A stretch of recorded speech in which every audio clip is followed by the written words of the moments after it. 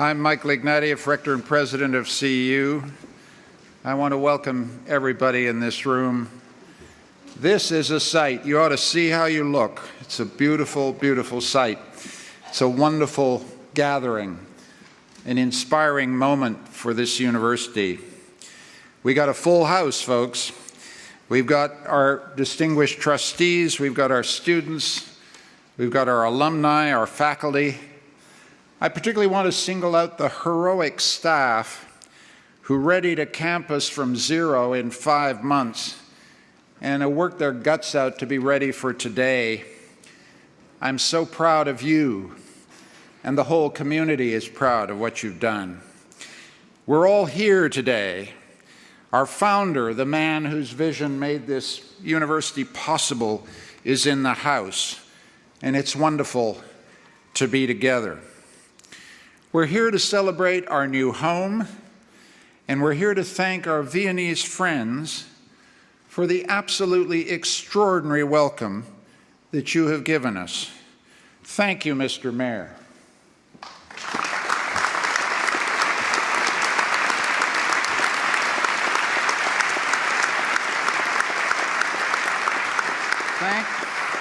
Thank you, Madam Minister. Vielen Dank.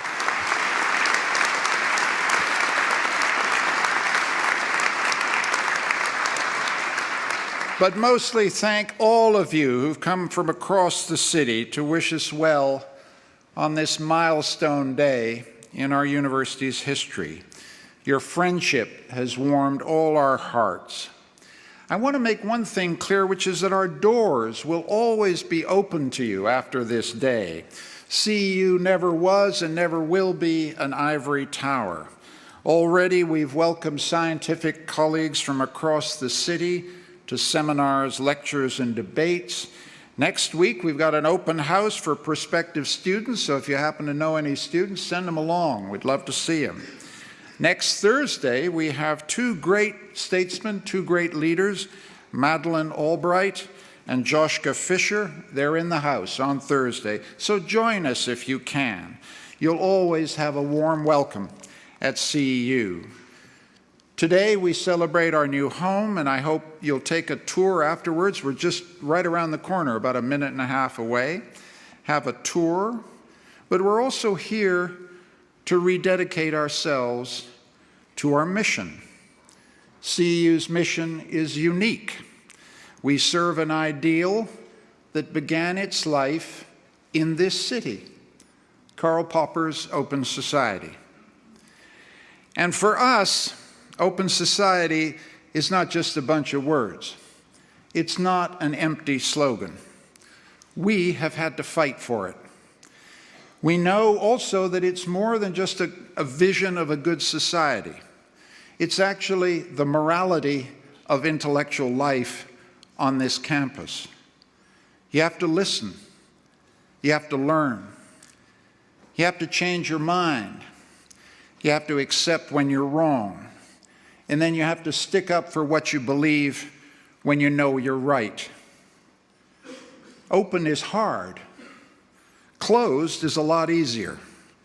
You shut your ears, you harden your heart, you close your eyes, and you read off the script that someone handed you.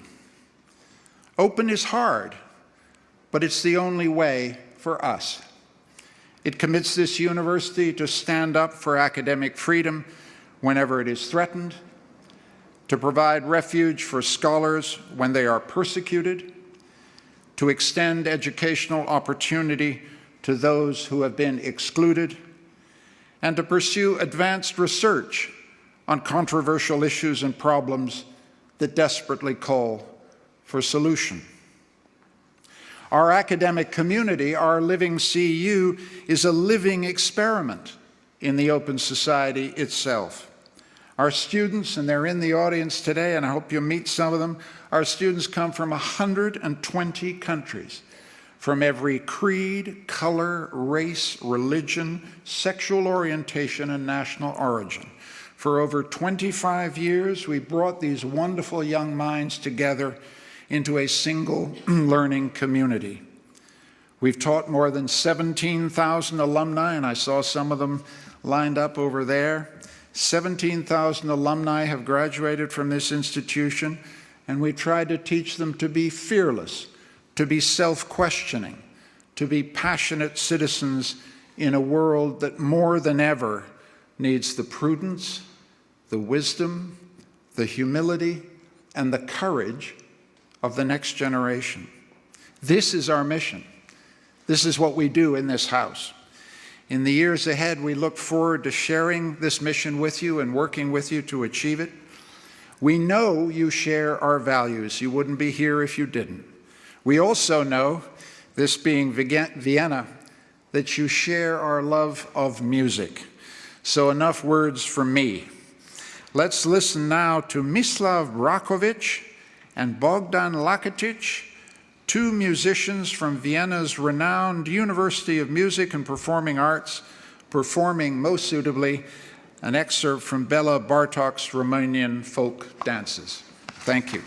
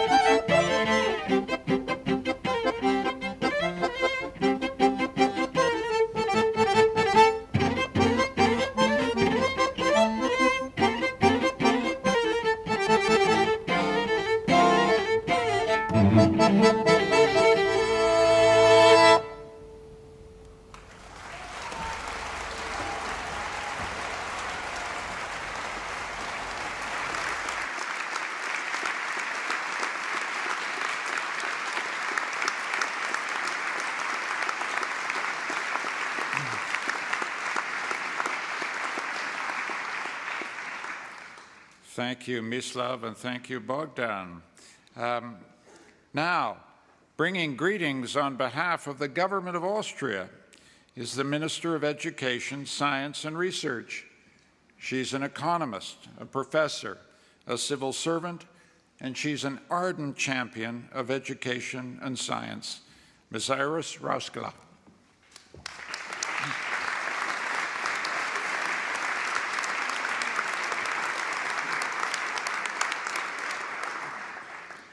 Dear President Ignatieff, thank you very much for the kind words. Unfortunately, I'm not a professor,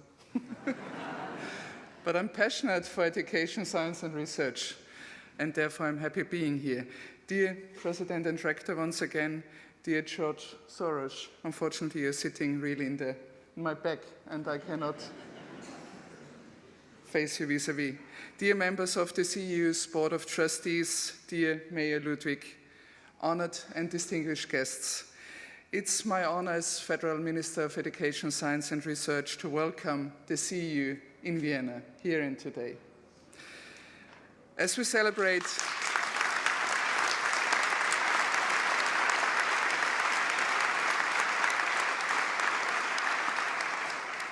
It's worth an applause. As we celebrate the inauguration of CEU Vienna campus, I would like to express my thanks to all of those involved to process the establishment and the enlivening of the Vienna campus. Thank you very much for the work done.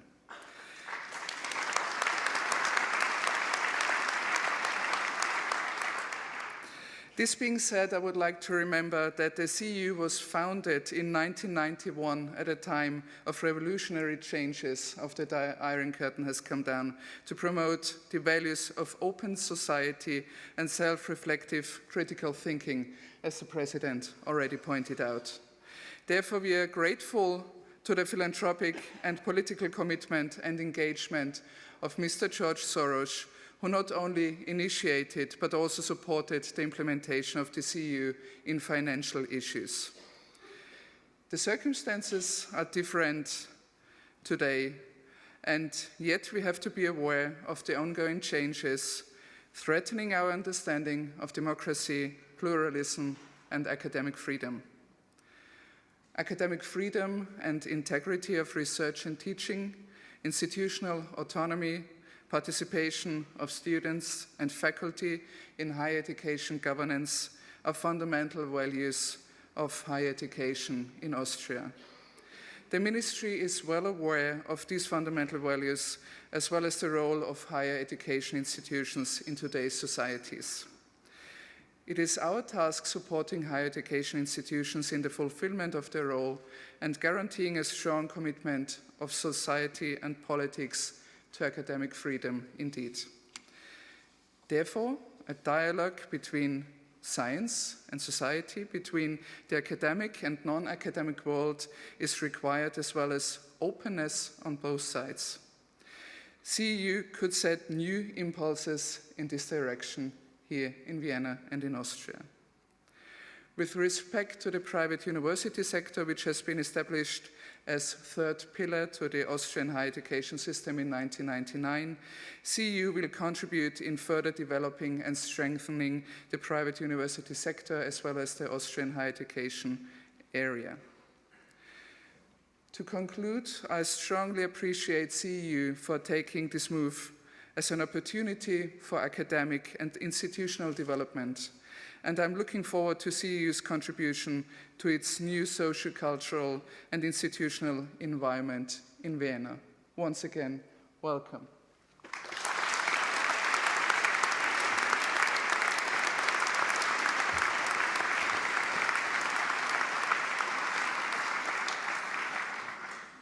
This kind of welcome makes a welcome change, I hardly need add. I now want to welcome a man who's proven to be a true friend of this university. He's the mayor of a great city with an artistic, cultural, and scientific tradition that has truly changed the world. It's a city that, by the way, is home to more students than any other city in the German-speaking world. It's a city that's led by a man who understands exactly why universities are crucial to the economic and cultural future of every great metropolitan city. This is a man who understands what universities can contribute to a city, the mayor of the city of Vienna, Michael Ludwig.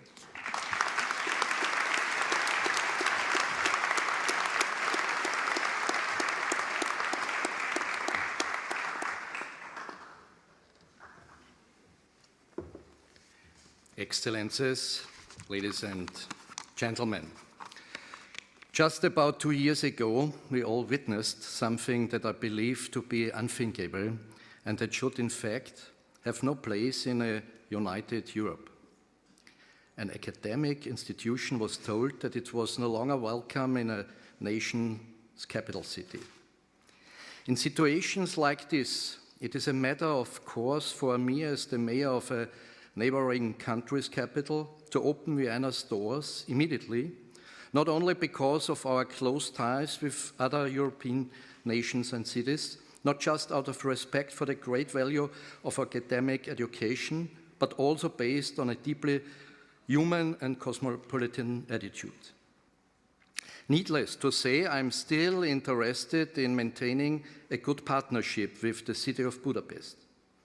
There is, and always will be, a strong historical connection between our two cities. The conditions are good, given that Budapest elected a new mayor and a few weeks ago. His election has shown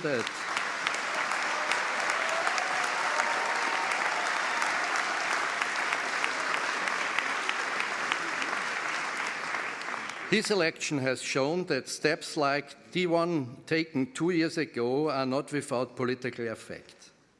I can imagine that it's not easy for a university to leave its original home country, and I'm all the more delighted to welcome the students and professors of the Central European University to our beautiful city.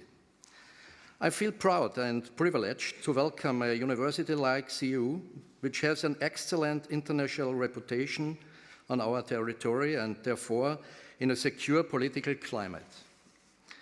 With over 194,000 students, Vienna is the largest university location in the German-speaking countries and offers perfect research and study conditions for CEU.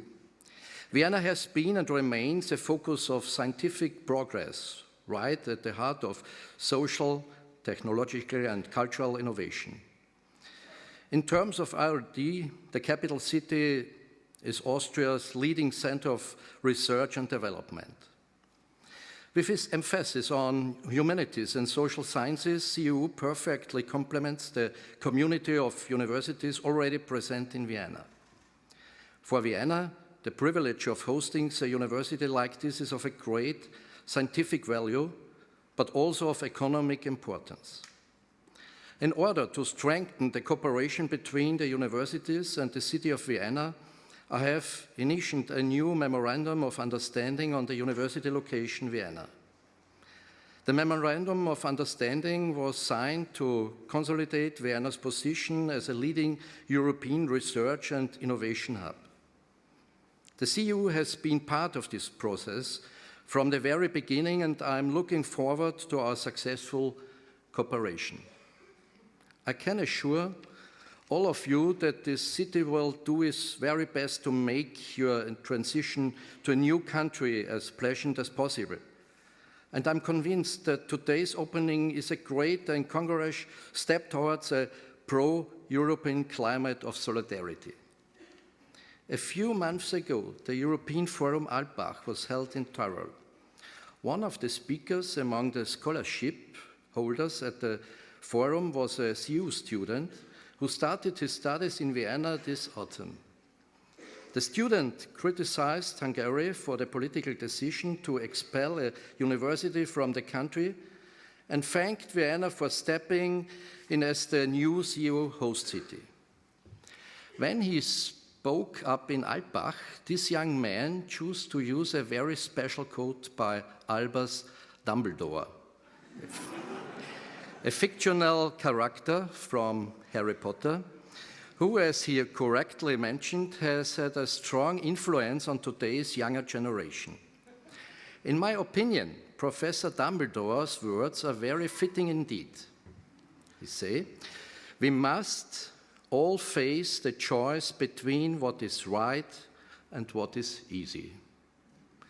At this point, I'm proud to say that we have done absolutely the right thing by deciding to bring CEU to Vienna.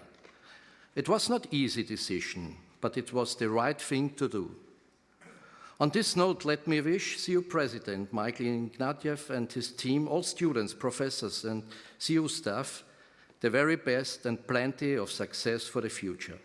Welcome to Vienna.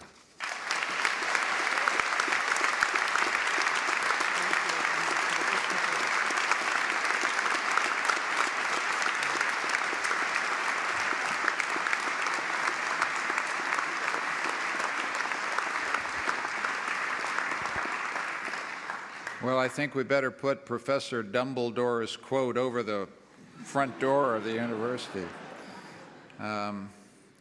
You always remember who was there when you were really in a jam, and I do want to just record publicly, I think it's well known, that within a week of coming under the pressure of this legislation in Hungary, we had a call from the mayor of Vienna, your predecessor, and I just want to state again how much that call, that immediate expression of solidarity meant to us at a time when we really didn't quite know how we were going to get out of our trouble. So we thank you again, Mayor, and thank everybody in the city.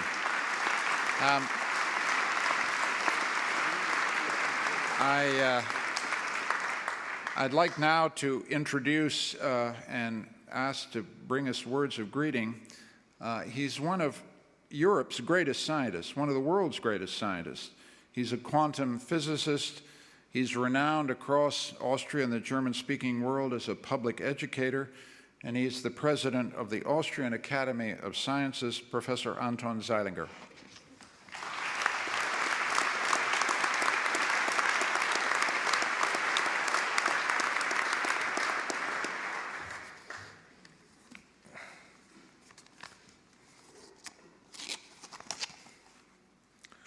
Dear Mr. Soros,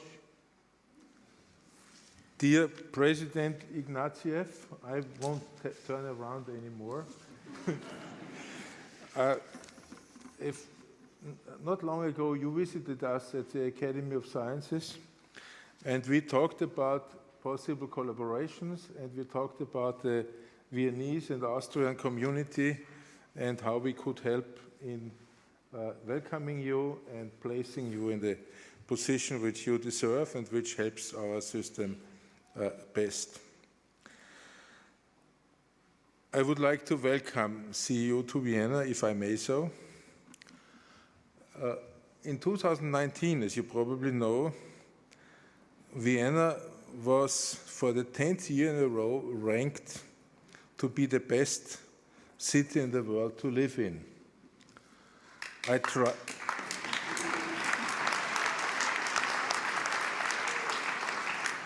I trust that this is not the reason why you moved here. Someone actually once told me, when I was considering to come back to Vienna after some career abroad, he said, I mentioned how nice it is to live here, how great it is to live here. The person told me, but it's a difference to work here scientifically. So any support we can give, we will give with great pleasure. I hope that one of the criteria is that here in Vienna and in Austria, we have now developed into a most diverse, vibrant and dynamic academic community. This took a long time after World War II, after many of our top academics had been forced to leave the country or were even killed in the Holocaust. We are now a community which is really diverse, and I am happy to welcome you here. One point I think you might have been a reason to come here is the large academic freedom and autonomy which has developed here over the years. What also developed here was a focus on quality. Just to quote one of the things which I like to tell my political friends from time to time, when we talk about issues concerning universities and academic institutions, I tell them that in that field there are decisions where it is in your interest that you cannot influence them. Because in the end, academic freedom and autonomy leads, if it's done properly, to higher quality of the decisions. There are many points of collaboration for CEU with Austrian academic institutions. I'm sure that CEU will be stimulating a new partner in our scientific ecosystem. If you take a look at the Austrian Academy of Sciences, we run institutes, as you know, and a number of the institutes include humanities, social sciences, and so on. Just to mention one point which might also be interesting here. Today, at our academy, we host in what we call a joint academy day, academies from Hungary, Czech Republic, Slovenia, Slovakia, and Poland. And we discuss issues which concern us collectively. And some of these issues are issues which led to the CEU having to leave and being to this event today. I would like to mention that something which we want to do, and I would like to join forces if I would like to invite you, is what can we do for the hopes of young peoples in Eastern European and Balkan countries. They are excellent young people, and we want to, in the end, we want to contribute to build a European scientific and research landscape. We can offer the integration of your scientists and students into the local scientific community via shared usage of research infrastructure, which is obvious and in an academic system.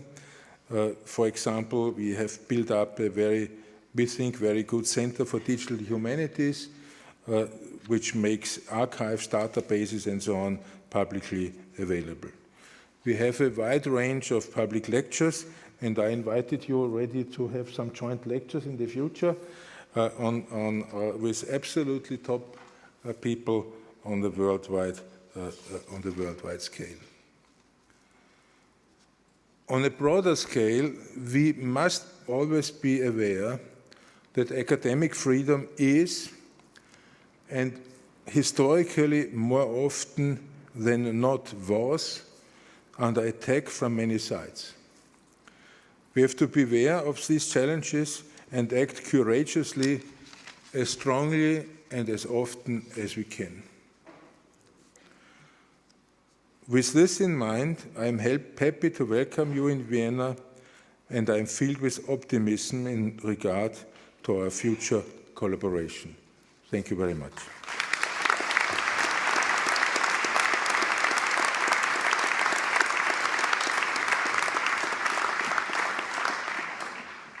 I want to thank all our Austrian guests for their warm words of welcome. And I think it's time for us to show this audience just a little bit of what CEU actually does. I want to give you a taste of the work we do at CEU, and so I'd like to hand over to one of our alumni. We have lots of alumni living in Vienna, and they love the city and have helped us find our place here. And one of them is Anna Barra, and I thought she would lead us through some presentations, very short presentations, that highlight some of the exciting work of research and teaching that we do at the university. Anna?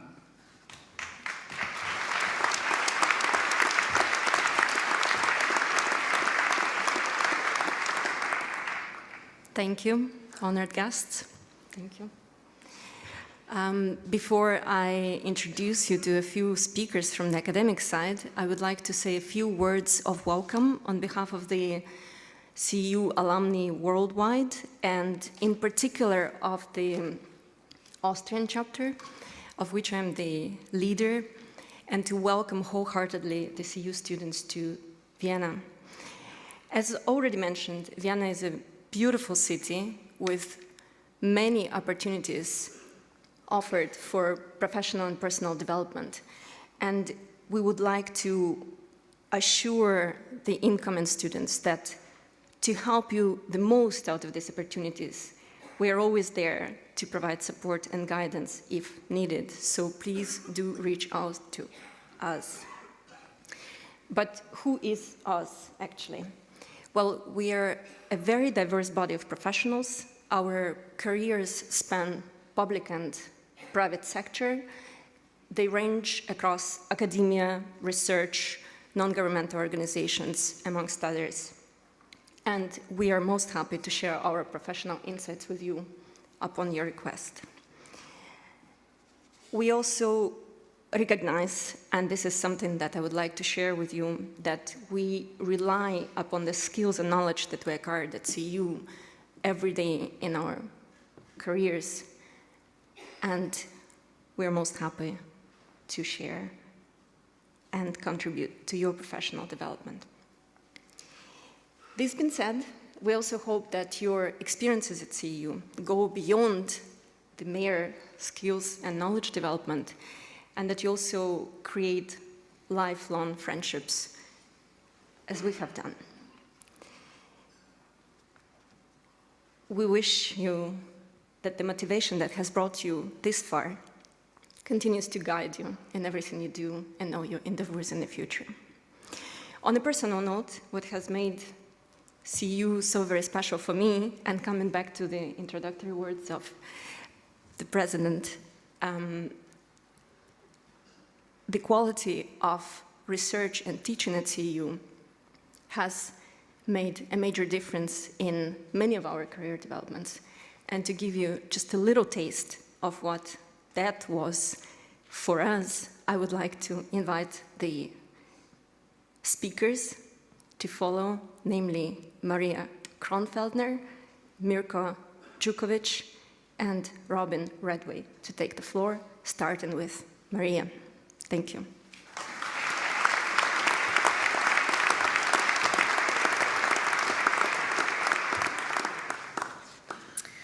My name is Maria Kronfeldner, professor at CEU's philosophy department, working on the inhuman. Look at this. What is it? This is how a refugee looks to the military at night. By using the same thermal radiation camera as the military, the artist Richard Marcer depicts the inhuman. That is how that some people are regarded and treated as not or less human. Barely seeing the human in a refugee, it is easier for the military personnel to not rescue the refugee, to not feel empathy, to not regard the refugee as one of us. Identifying with the refugee's suffering is prevented thereby, indifference is the result. The CEU project on the epistemology of the inhuman, which I direct, aims to use philosophy, that is an epistemologic lens, in order to explore conceptually what Marcer depicts artistically, to understand the inhuman we do to each other, to understand dehumanization. Now, why should one care to study dehumanization? Because all of us do it. And we might not realize or admit it, or even attempt to justify it. Imagine you walk by a homeless person. I bet most of us will attribute less humanity to that person. You disagree? There's plenty of evidence in the humanities and social sciences all over that give evidence that dehumanization not only occurs in hate crimes, genocides, crimes against humanity, etc., it occurs regularly in daily life.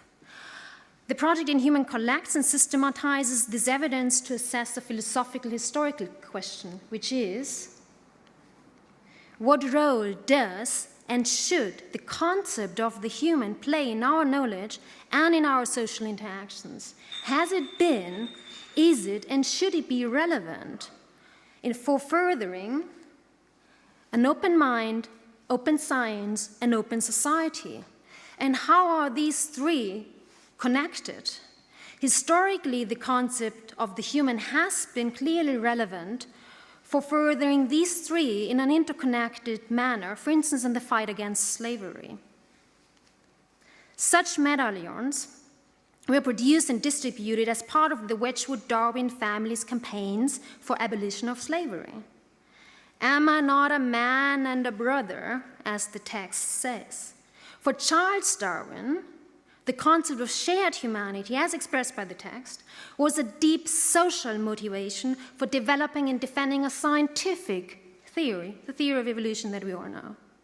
In the 19th century, shared ancestry of all humans, after all, was still far from a truly widely shared belief. And today, don't we all by now know that there is only one humankind? Don't we all by now know what is human and what is not? And doesn't that matter morally and politically? Yes, it does, because we learned since Darwin that there is but one humankind. No, it doesn't, because a lot of layers and complexities have to be added that I cannot discuss today, but here's one. This circle illustrates that the concept of the human is not really cognitively relevant. In our social interactions, we utilize other groups, such as kinship, a friendship, etc. These come first. They trump, so to say, humanity. Humanity is there, we can see it, right? And we know it, but it is not becoming effective in our social cognition and interaction. It is dashed only. So humanity as an inclusive concept that opens up is more of a hope than an actuality, always destined to be dashed. Hence, we still need reminders, signposts, such as this, as used in Memphis, USA, 1968, such as here, Vienna, 2013. And finally, you have the police accused of dehumanization and dehumanized in return, mensch, human, and tier, animal, on the slide. The issue here in Vienna 2019 June was accusation of police violence against protesters. Now, this is all to show you how often we actually use the concept of the human in our social interactions, despite or because it is only a hope, always at risk. At the end of the project, we will have a number of important outcomes, which I list here, and through these we will, I hope, know more in order to do better. Thank you so much.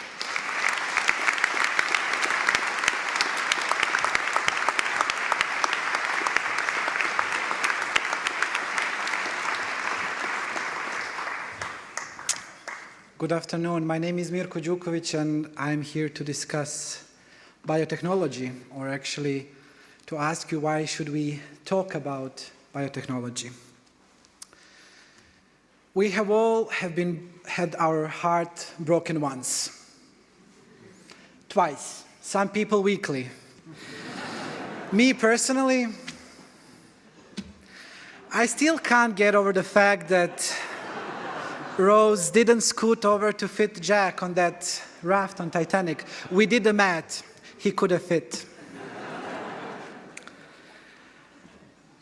The program says I come from legal studies department, and probably half of you are wondering, why is a lawyer discussing heart issues and heart problems? Lawyers are making money out of it. Bear with me for a couple of minutes. Because with my thesis, I'm trying to figure out how we can use new technologies to mend our hearts. Not really the broken ones, but you get the picture. More specifically, with my supervisor, Judith Shandor, I am trying to decode biomodifying technologies such as 3D bioprinting of human tissues for transplant surgeries. And I hope to provide an overall understanding what this technology is about before the fear or hype about it takes over the public discourse. What is 3D bioprinting? Simply put, it's the use of 3D printers to print human tissues by fusing human living cells layer by layer. We should all be happy to leave doctors alone to play in their laboratories, so where is the need for a lawyer to meddle? Tissue engineering can provide for extension of human life.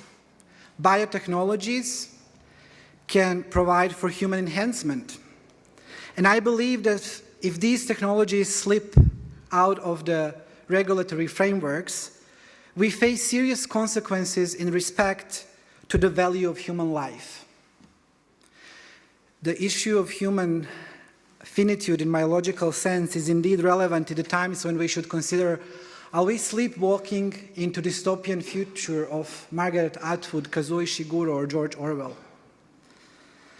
Some issues that bioprinting brings to the table for social scientists to discuss is what are these organs? What are these tissues? Are they biological or not? Who owns them? What about patent rights? What about health rights and insurance? What about accessibility? And finally, it brings us to the point to discuss the issues of commercialization of our own bodies. We should ask ourselves whether we do believe that biocapitalism indeed is there to sell us everything that we desire for, and thus us accept that everything is for sale, even our own bodies. I believe that these kind of technologies are creating new kind of rights, which changes the perception of health. We are facing science fiction becoming reality, the possibility of altering our bodies via gene editing.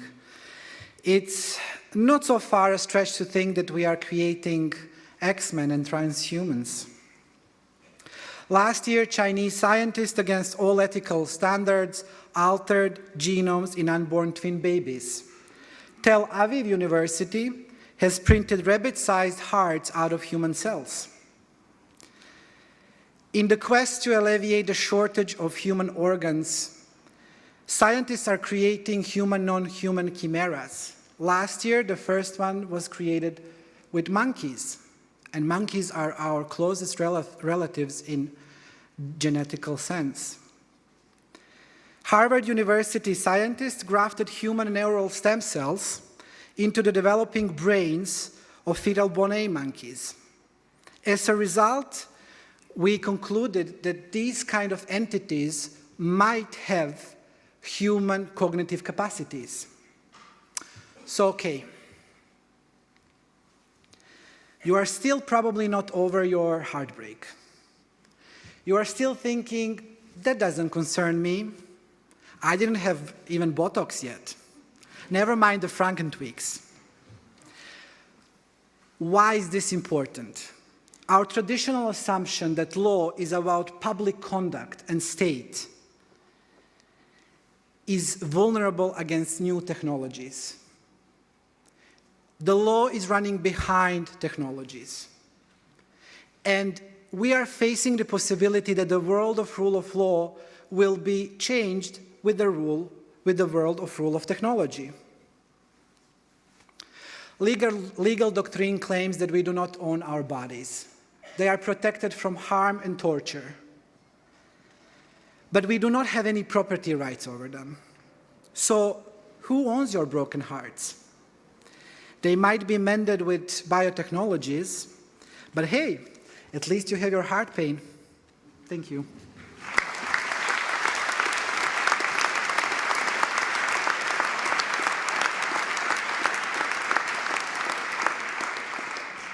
Distinguished guests, my name is Robin Radway from the Department of History. We all know that the Habsburg Empire was home to a dizzying array of peoples, but how did it become real to the people experiencing it? My current project follows the pens and paintbrushes of a large group of imperial subjects living outside the geographic borders of the empire they shared to raise questions about belonging. I'm reconstructing the world of a group of Habsburg subjects living in 16th century Constantinople in what was called the German house. The residents of this house collected images, quotes, short messages, signatures of friends, and exotic decorated papers into small handheld albums they could keep in their pockets. These Alba Amicorum, or Stammbücher, were the preferred social media of the 16th through the 20th centuries. Think of them a little bit like Facebook or pre-modern Facebook. They were curated by their owners, often over decades, picking and choosing which images to acquire, deciding who and when to ask for a signature, noting dates of death, and even crossing out signatures when crossing out an entry when a friendship turned sour. They were interactive objects. They could be rebound, reorganized, and reused by later generations. A typical signature, like the one here, includes a lot of data: the who, when, and where. Wenzel Martin von Wirnitz signed this page in Constantinople during the last drink before bed, the so-called Schlaftrunk. Many also included an image. Here, a Muslim woman holding up her face veil to provocatively look the viewer directly in the eyes. People like Wirnitz do not show up in the records that historians usually study. The only proof of his presence in Constantinople is this signature. Others are more well documented in the archives, like the messenger Kaspar Melik, who self-identifies as a servant of the Habsburg Emperor and includes a quotation from the Psalms in his native Hungarian. In fact, the Hungarian side of this German house is quite prominent.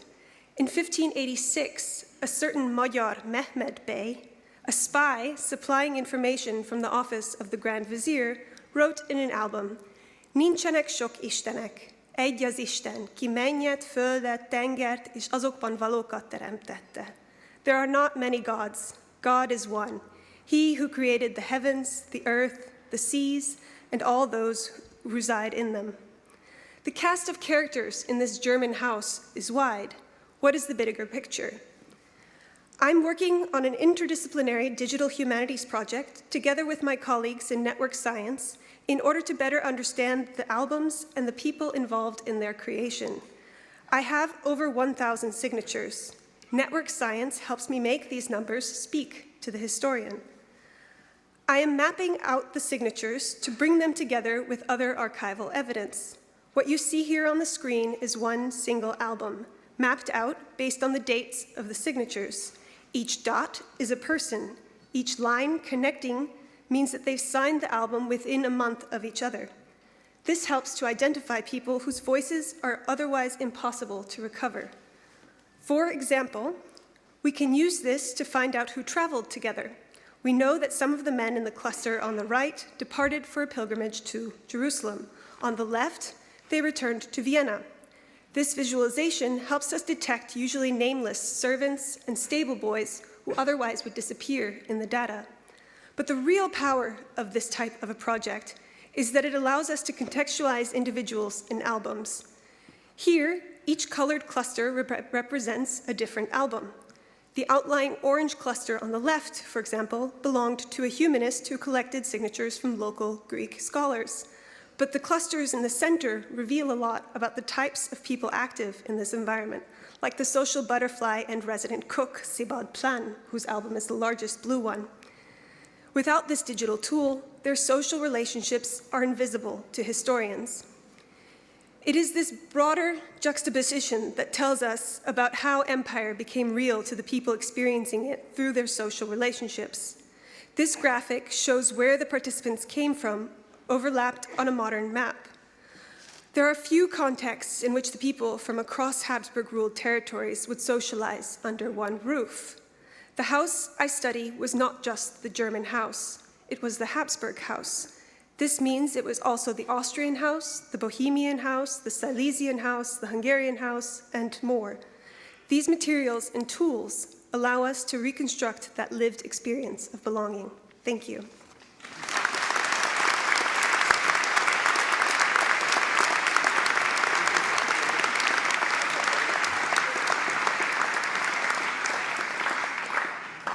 I hope you get a sense of why it's fun to be president of a university where all this is going on. I hope you have a sense of how exciting some of the research is and how so much of it is focused around the eternal question of university study in every great university in the world, which is, what is it to be a human being? And we are approaching it from so many angles, and I hope you feel the excitement that I feel for this kind of work. We're going to have a brief musical interlude now before we hear from our founder. Let's hear from the Shayar Ferstel Des Trio. They're going to play a up-tempo, modern song called Negaram. And our musicians, typically for CEU, are from Austria, Hungary, and Iran. Please welcome our musicians.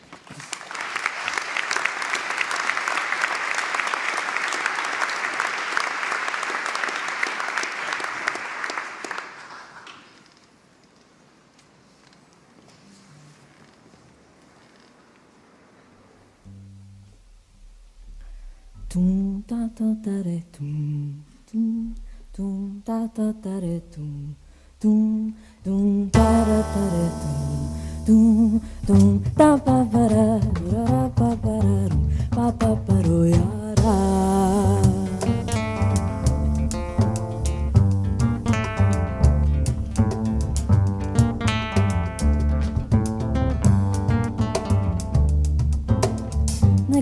نگارم ببین سینم شور زاره چو دستم نگیری جوی بار شابی نداره به بار ابر تنها به خونه مرغ مینا نزار این غم دوری نگارم رو از من بگیره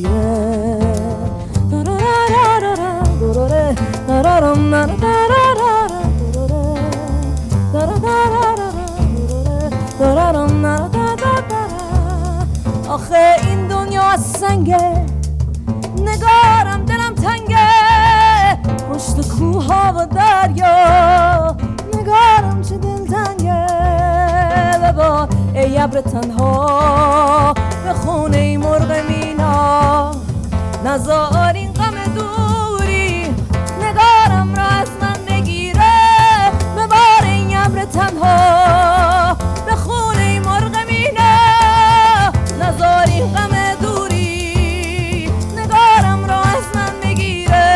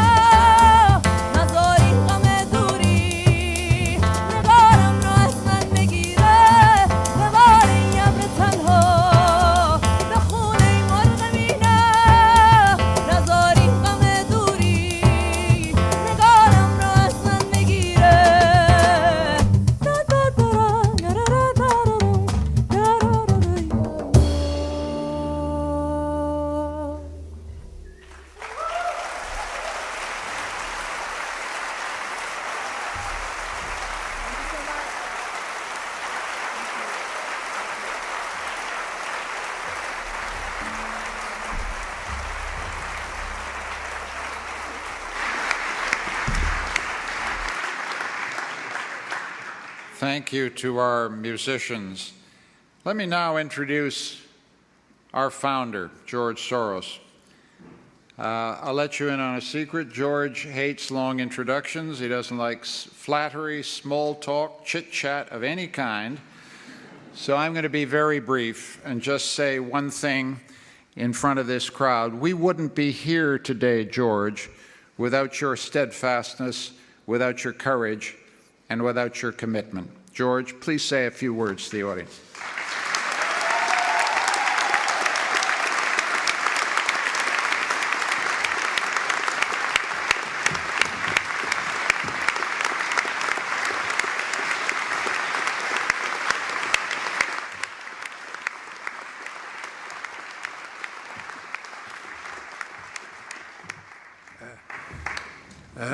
Let me thank you all for joining us here today to mark the opening of the Central European University in Vienna. I want to recognize the energy and efforts of our staff, faculty, and Board of Trustees, which has made our move from Budapest possible. In particular, let me congratulate our Rector, Michael Ignatieff. Without his singular dedication, we could not have managed the transition. I also want to express my gratitude to the city of Vienna, the Mayor Ludwig, and his colleagues, and to the city's other cultural and educational institutions who have given CEU a warm welcome.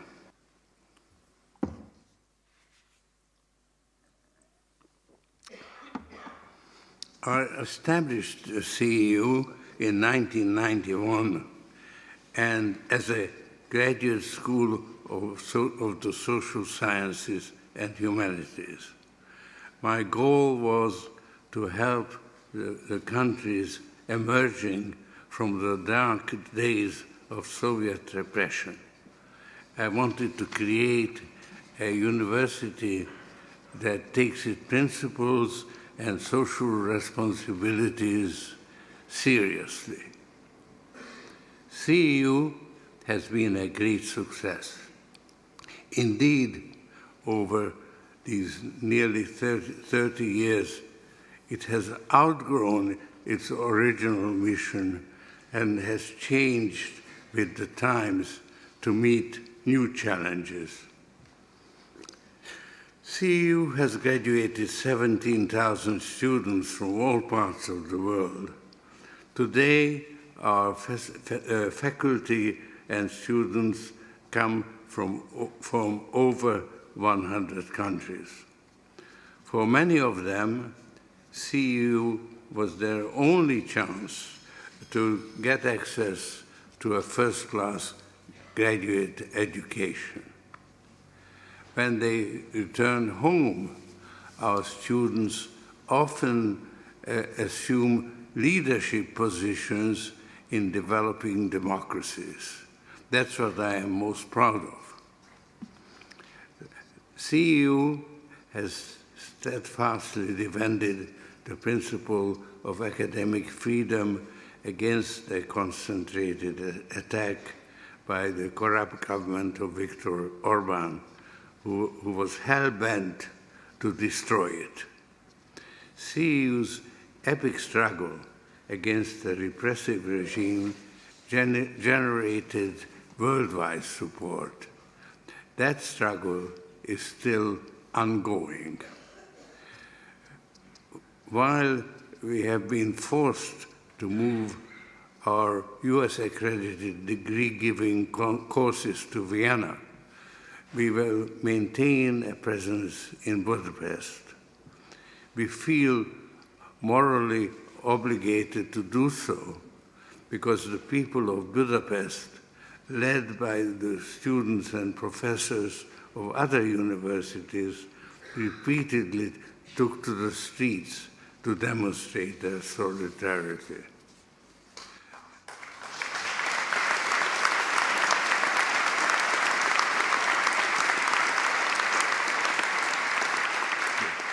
The move to Vienna has created many challenges. It has become clear to us that we will thrive only if we can offer something innovative and outstanding. We are already among the 100 best universities in the world in the social sciences and humanities, and we are one of the largest recipients of research grants from the European Union in the fields in which we operate. But we must aim even higher. Our aim is to turn CEU into something truly unique, a globally networked university that meets the requirements of the 21st century. We already have the building blocks in place. All we have to do is to put them together.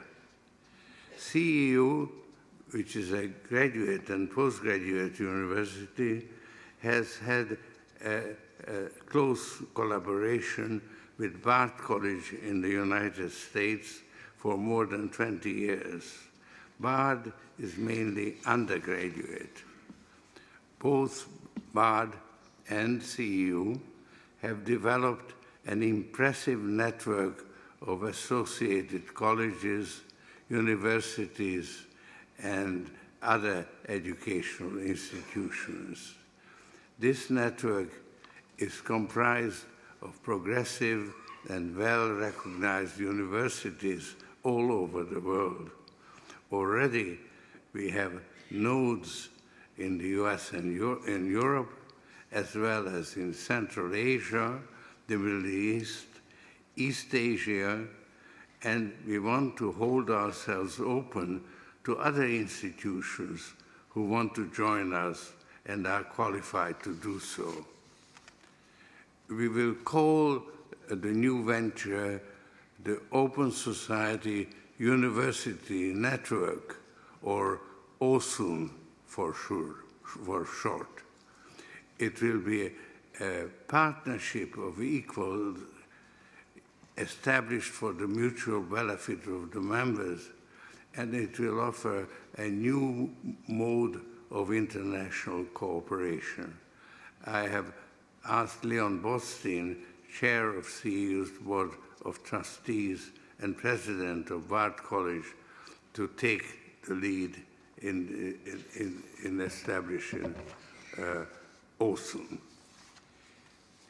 In order to reach this ambition, the Open Society Foundations has committed 750 million euros to CEU as a core member of OSUN. This is in addition to its original endowment. This reflects my confidence in CEU and my commitment to its future. Let's celebrate that future and let's enjoy this festive occasion. Thank you.